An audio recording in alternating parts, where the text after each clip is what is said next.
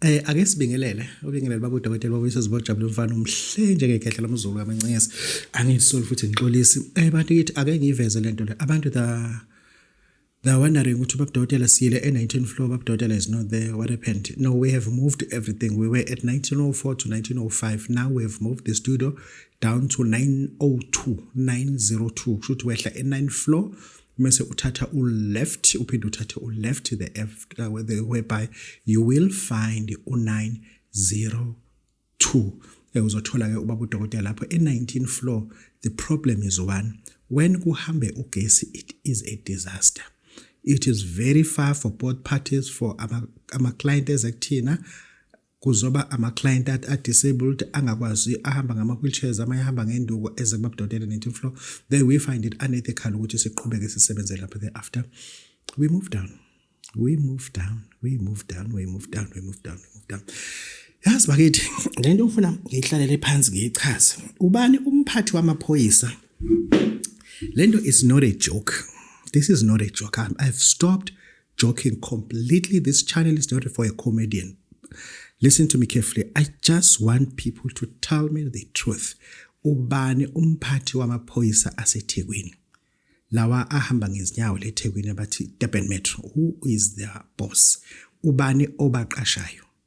Kanti laphana uma uqashwa, yazi lento lezifuna ngibe nesikhathi sayo. Uma niqashana lapha kuqashwa abantu abangama-slow learner yini kanti? Wake wabona apha amaphoyisa esefundile ephoyiseni asabhigijima nama-exercise ahambe kopela? Sitshela iqiniso ukuthi kanti amaphoyiseni kuqashwa ama-slow learners yini lena abasayifunda? Baphethe obhak, baphethe ama-exercise, baphethe amapeni. And whenever they stop, they write. Uyabona ukuthi labantu bebehamba ba-memorize ukuthi okay. Then whenever they stop, they write. They cannot stop and not writing. And then sifuna nikeni isitshela ukuthi ngempela kanti lapha kuqashwa ama-slow learner yini. Senzositshela ukuthi okay Zuma, nawe ngani yakho kube yi-slow learner ngabe siyasebenza la manje ayizona i-slow learner. Cha sifuna ukwazi ukuthi akunandaba ne-weight, akunandaba nani. Ngiworried ukuthi mina emaphoyiseni kuqashwa ama-slow learners kuphela. Wawubona apha abantu abahlezi bephethe ama-exercise. Either it's a receipt book or there is something that they are carrying, but there is something. Whenever they stop, they write. If they don't write, they're walking. When they stop, they write, which means they write the footstep that they walked or ugly people that they passed. Okay, so now they write. When they see the car, they write. Maybe they write the model and the shape of the car and the price list of the car. I don't know. Engeke Durban Metro sitsheleni mina ithi hayi baba udokotela la siqashela ama-slow learners kuphela kodwa ke no kodwa ngi-serious bakithi ake ngizabe nani nisitsheleni ukuthi niqashana kanjani, kuqashwa kanjani lana kwa-Durban Metropolis. Angaze ngiye wenda kodwa ngisafuna ukuthi-ke ningitshele nje ukuthi le ngane zihamba nga-4 nga-5 ziqashwa ngoba zingama-slow learner ngempela uhambe khona lo hambe eyifundisa zime akanakabhali ziyabhala nohamba ke sithuthu yabatshengisa ababhaleni. Hayi no khuluma nenye into ya ngithi this is baba udokotela boyisa zibojabulile umfana omhle nje ekhehle mlo kwini ngisafuna nje siphume kulonto leyo. Uyazi enye into ufuna siyikhulume ibe iqiniso. Enye into ekufuna siyikhulume ibe iqiniso. Uma ngizokhuluma lento ngiyibhekise kuwena, I think wena wagagamela. You did ngathini wathatha ngamawala. There was no need ukuthi uvule i-bank account. How much have you got in your bank account currently? You got minus 37 rand. Uvule i-account ka-Capitec 18 months ago ngoba wawuno 180 rand ngalelo langa. Njengamanje njengoba uphatha u30 rand usuhlula ukufaka nje ku-wallet wathatha lo 30 rand noma lo 16 rand onawo ufake la ku-bra. Hayi ngathi wagagamela khehle, ngathi wagagamela. Kunabantu ngempela esidinga ukuthi ngabe nje banama bank account kodwa abanemali ehlala kuma safe, abanama bank account ezethu. Wena hayi wathatha ngamawala. Raza hayi wathatha ngamawala uphinde ubukisise kathi le account uyidinga yini. Kwakuni yazi ATM ngathi wena uyazi yokwenzana. Ungayitshela nje manje umjitho ungayitshela i-toilet labantu besifazane because you don't look at it, you don't use it because there's nothing for you there. You just pass it as if it doesn't exist. Kodwa une-bank account awucheck even i-balance because there's no statement to check. Walifaka ikhadi lakho uzogwinyeka. Walifaka nje ikhadi liyagwinyeka. Liyagwinyeka ikhadi lakho. muka walifaka nje ngisho ukuthi bakithi hayi ngeke nagagamela nje kunabantu ngempela ofuza ukuthi ngabe imali zabo zihlala ku wallet futhi nale wallet yakhe hayi ukuthi i13 i-wallet enebheda uthatha uphonse lapha bese kuno 40 rand lapha kuno 16 rand uhlala ama coins manje uvula account for ama coins hayi ngeke bakithi ya bakithi kunento engifuna ukuyenza la is 20 umukulonyaka hawu owazi hayi ngeke lo nyaka u2026 okay fine njengoba siku 2026 nje siya ku July amanga ke manje sengizowayeka ke sengizowayeka amanga ke manje sengizowayeka nje manga ngoba la ngifuna manje ukuthi bengikhuluma into ngiyazi ukuthi I will stand for it ngizoyimela yabo sikhuluma into ezimanje sengizokhuluma yabo manje ngizokhuluma nje into eziqiniso kuphela okay let me tell you this yabona ngithenga iduzukele nje yabo iduzukele nje eroundini ngine-cabin yabo kufike umuzi wami emkhulu-ke yabo ngine-cabin yakhiwe ngamaplango engihlalela kuyona mengqonqoza umuntu ngimbuka lemfantweni ngiyakwazi ukuthi amaplango lawa eWendy House ame kanje ashiyene kanje ngiyakwazi ukuthi umuntu mengqonqoza ngimbuke lambotholo angimsikeqi ngaye anqonqoza ahambe ngiyiswishela ngitshetha ngekho akakwazi ukubona ukuthi ngikhona noma ngikho yini kodwa nje mengqonqoza ngiyabuka kunqonqoza elinye i-oledi futhi ngizwe iziki ngithi ngitshethe umuntu odlulayo ngithi usuyabamba ngokwelokishi tshethe uyadlula lo mama tshethe uyadlula kwavese nami nginekela ku line ngiyazi ukuthi uma edlula ngizobona ukuthi echusha phansi kwa line kunyakaza izinto okay fine hlale lana ekhebheni ngilele ngiyisigebengu ngiyabuka nje angithi la nje akunomfanto ngifaka iphepha ukuthi ngangena umoya ngiyakwazi ukuthi donsa iphepha ngikhanda ukuthi okay lahlela ama forgery hayi ulo ngivale ngiphusha iphepha lami futhi afike lo mama shaya isicapha qonqonqo lo wezuma ithi kumziba lo mama aphinda shaya lo wezuma manje ngiduzulwa yini ukuthi kuzovuka kudama ukuguft ngoba nje ngicacile nje ngiyathi lo mama uzothi yavuka kudama ngelo guft okay fine ngihambe ngilivulele iOlas ngilivulele ithawu kanti ukhona sengqonqozanga ngithi hayi madala ngikhona mama ngikhona uyaphila gogo athi hawu ngiyaphila kodwa ungambuza kanjani ngibona kumqemana kanje uphethe ibhakede lo gogo yaso uphethe ibhakede lu10 lithe ngaka ngizothi ngithini kwena le bhakede leli bengithi ngiyalibuka le bhakede ulivalile angizothi ngithini okay lo gogo lo ngizothini ke kusho khona into mhlawumbe ashaya ngayo khona ayiphethe khona ayidayisa mhlawumbe yabo uyivalele athi hawe izuma phela ngongilanela into encane lo gogo uzona nani manje lana yabona lento engizoyisho lapha angifuni ukube sangathi mhlawumbe I'm making a joke I have stopped making jokes no more jokes athi lo gogo awezoma ngithi nginanele nje into encane ngiyazokuthuna amanga kabi wena ungithelela amanga amancane ngithi mina kunamanga gogo akunawo amanga mina anginawo amanga mina gogo akunamanga nje hamba ozama kwabanye wathi lento esho uqambe kamanga awamahloni ke mina nami sengiqamba amanga ke manje angicela siyekeni hayi ngeke ngicela siyekeni hayi ngicela siyekeni yabo manje konje bengiqamba amanga ngithi angisenawo did I say that angisenawo amanga on the show kodwa vese abantu abangabanginakanga okay fine ugogo ahambe athi hayi usaqhubeka nalamanga akho sala nawo ngithi hayi gogo ngempela anginawo amanga athi ngithi uqamba amanga uthi sengiphinde into eyodwa ayibo ngathi ngiyomsakana okay ake siphumeni la this is winter for everybody it is cold in Joburg cold in Limpopo cold in Cape Town cold in Durban if it's cold it's cold lalela lokishi if it is cold it is cold uma uphuma endlini ekseni kufuna ukuthi uphume phela ugqoke into eayiniwe ungaphumi nento engaayinwanga uyangizwa ukuthi ngithini kwena uma uzophuma endlini phuma ugqoke into eayiniwe okusho ukuthi razo cela isester yakho lo tisha nayo yabamba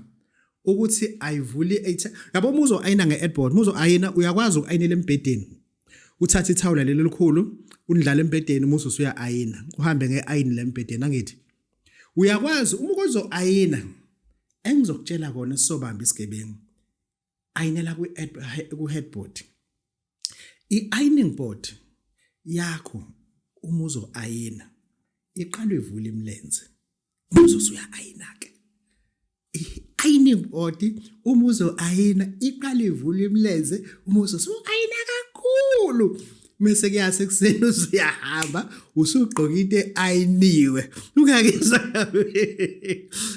headboard i-ironing board why the headboard i-ironing board kuzo ayinela kuyona ivula imilenze akithi ufuna uqala uyivula imilenze ukwazi ukuthi imilenze iphambane bese wena usuyahamba ke ayinwe abanye bakwazi ukunela ngisho ekitchen angizokuthini awusena ahlehlise iketela ahlehlise i-toast yabo andlala into ayine la etafuleni ayina ingane iqhamisa daddy thatha ibeke phansi ayini athi uzoshawa ayini namanzi. What are you doing here with your mom? Engane phela ayibona ukuthi wena ugqoka into eshwabene nje umama nje uma ayinwa cishe athi ayinwa noma ayina wenzela ukuthi ugqoka daddy what are you doing with my mom? Yakodwa ngisho ukuthi bakithi akezizama ukuzithanda i-ironing board ivula imilenze imizo ayina awukwazi ayina imilenze ungayivulanga kwi-ironing board but unga-ayinela nasembhedeni endlala something embhedeni u-ayinele embhedeni uma ungenayo i-ironing board yabo uma ungenayo nje ironing nakusofa futhi uma uqinile abo sofa lo leather uthi anginabo sofa bendwango kodwa nokusofa unga-ayina ke-ayinela unga-ayina kusofa unga-ayina undlala something uzo-ayina kusofa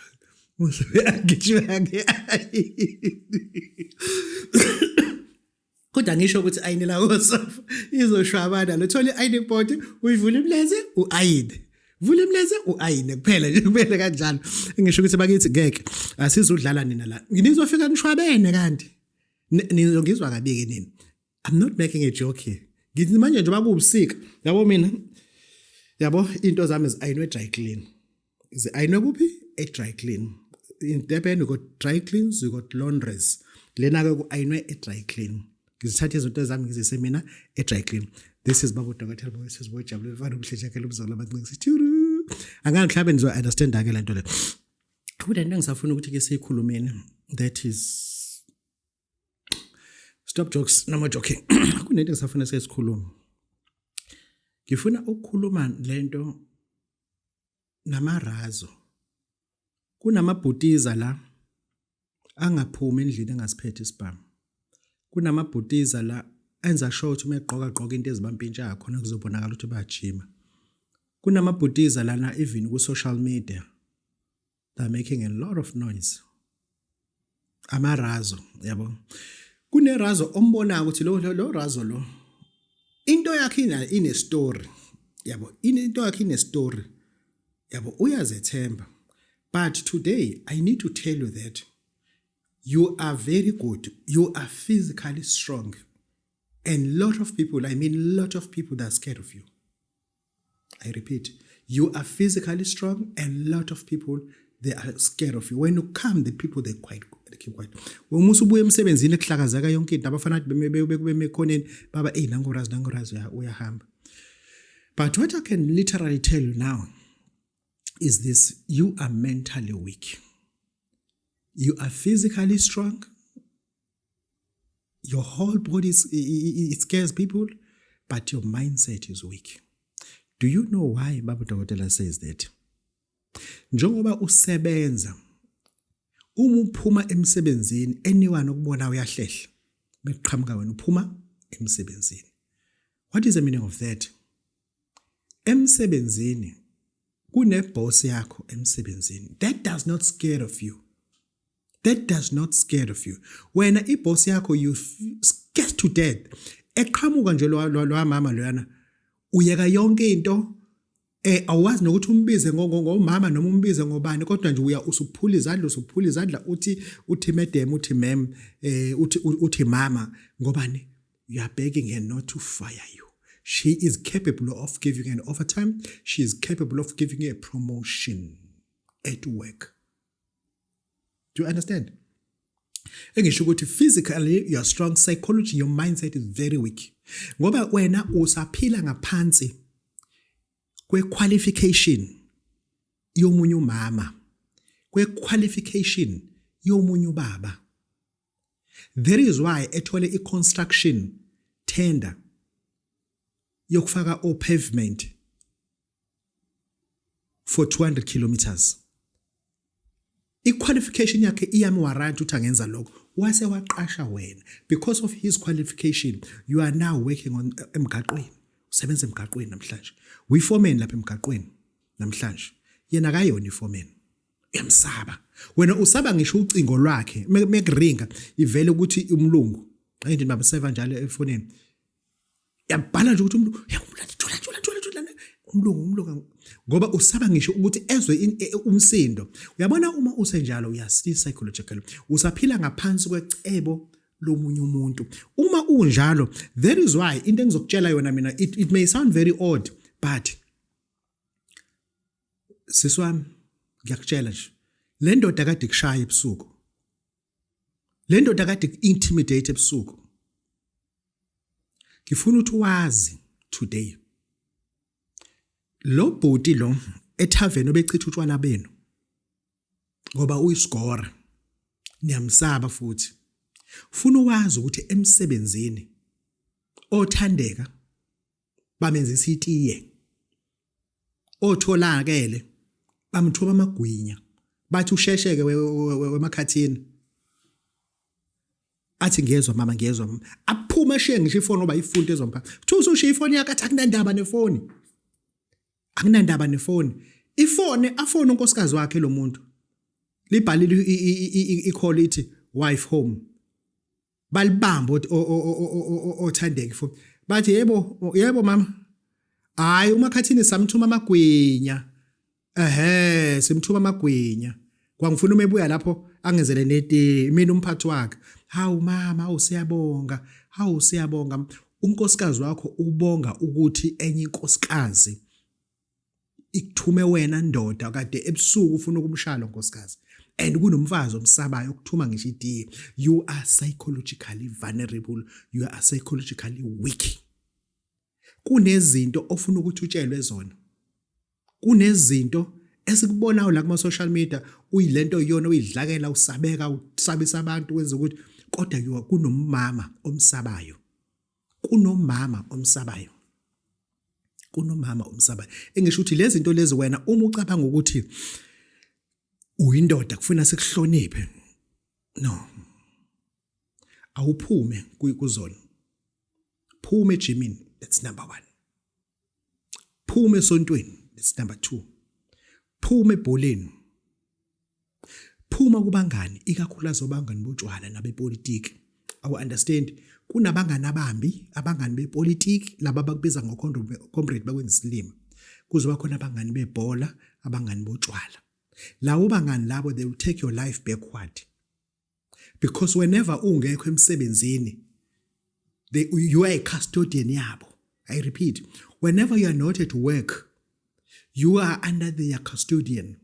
Abangani bakho. Yangizothi ithini wena, lezi zinto ufuna uphume kuzona. Lezi zinto ufuna ukuphumuza ngoba you are not going to live like that for that long. You are not going to live like that for that long. Ukuthi uma uphuma emsebenzini ufuna ejimini, ufuna esontweni, ufuna uyabangani bakho. Lezi zinto zo3 ziyacontrol mase kuzothi umsebenzi uyakurula. At work they rule you. They give you a time to start and the time to finish, and they can even extend the time to finish or finishing at work. And you'll be excited because you tell yourself you're making money because of an overtime related. No, there's no such thing as that. The more you're at work, the more you demise the value of your time, whereby you're supposed to be doing something else somewhere else. You're supposed to be seated with other people and consulting them. Nge-experience onayo into ezithisi. Wena kukhona la ogudi khona, but lento ogudi kuyona awuyisebenzisi. Aw understand? I repeat. Wena kukhona lento ogudi kuyona, but lento ogudi kuyona awuyisebenzisi because you are physically employed. After work, you are going to see your friends. After your friends, you're going to sleep. After sleeping, move straight to emsebenzini. Impilo yakhe revolve entweni ezinganamsebenzi. Abangani bakho, they will never be productive to you unless they merit something from you. Not merit, they merit something from you. That is why ubona beholdile That is why ubona comrade bekugcinile because of your political ambitions. Bakude kwi debate besihamba nawo. That is why ubona abazalwane bekugcinile because kunezinto ezibafavorayo if ukukhona wena. I understand that you don't understand ukuthi labantu babona bona bek-embraceile. They don't need you. They need what you have.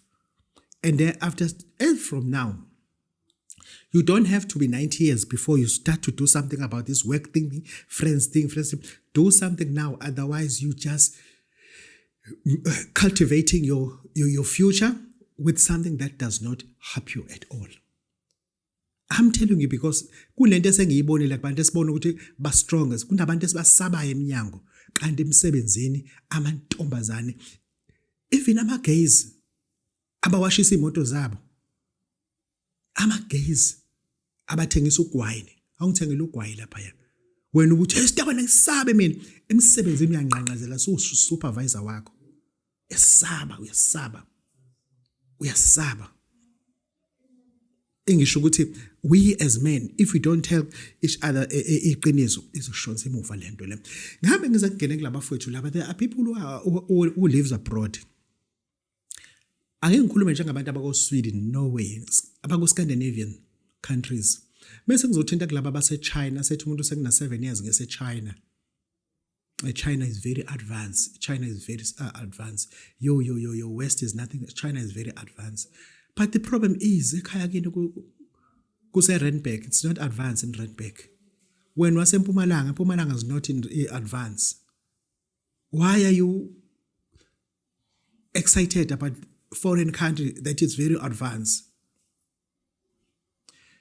Kunabantu njengamanje abase Australia. You're going to tell me that they are very advanced? No, the answer is no. Kunabantu njengamanje abase States abafuna ukuthiwa abase US but I'm in straight. Wow, is it? I didn't know that. Uyazi lo muntu lona ose state, you call it state today. Ose overseas today.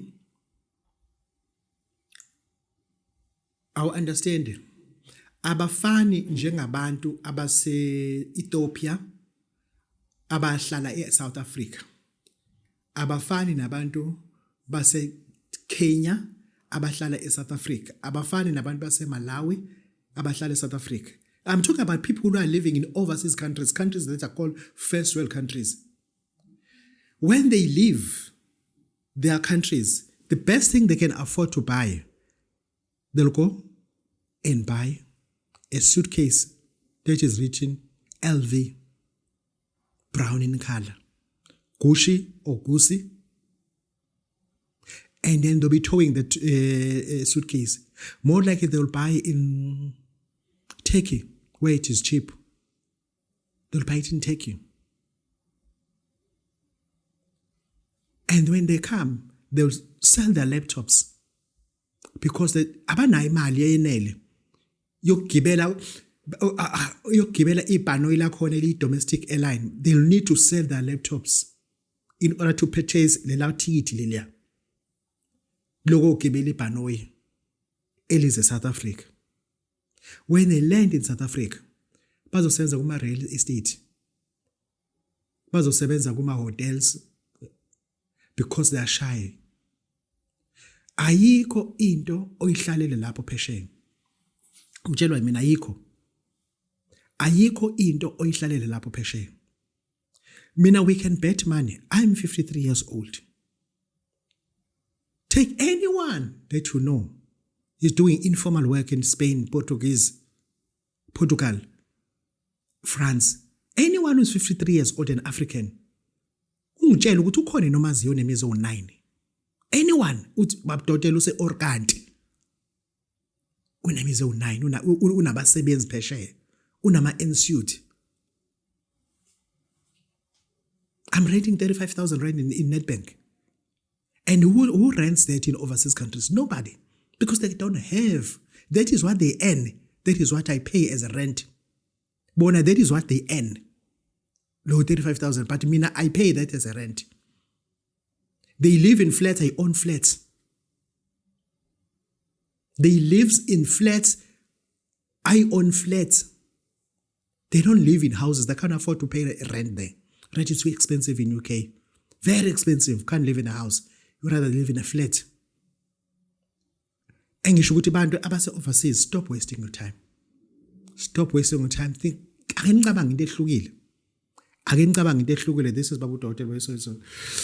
Yeah, into engizokutshela yona. Poverty knows no boundaries. You'll be poor wherever you are because wena njengamanje just khuluma nje Razu ulapho eBrazil.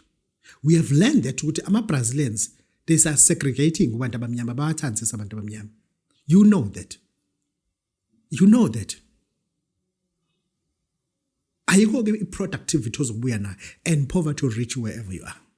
Rather come back in South Africa, establish in your country, suffer in your country, be a South African. Wenze nomuphi umsebenzi ungenamahloni ulokutshela abantu ukuthi mina ngiphuma phesheya. Bazothi unamanga. Yeah, this is Babu Dr. Yeah, ngine topic lana engiyiphethe. Lento ngizofuna ukuthi ningichazele those people who are theologians. But angifuna abantu ababa emotional mesikhuluma ngento yenkolo. I don't hate inkolo.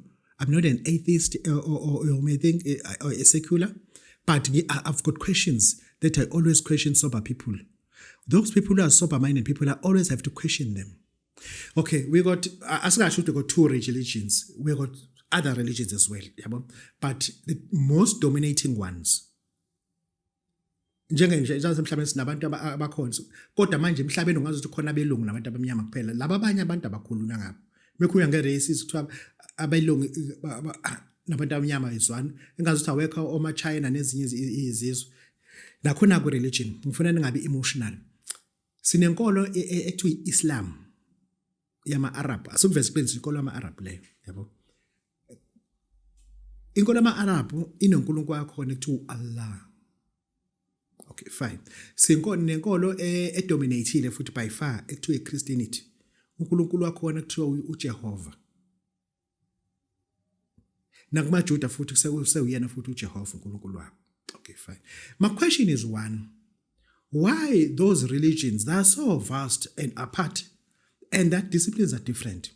But when it comes to their godship, they are both men. Okay.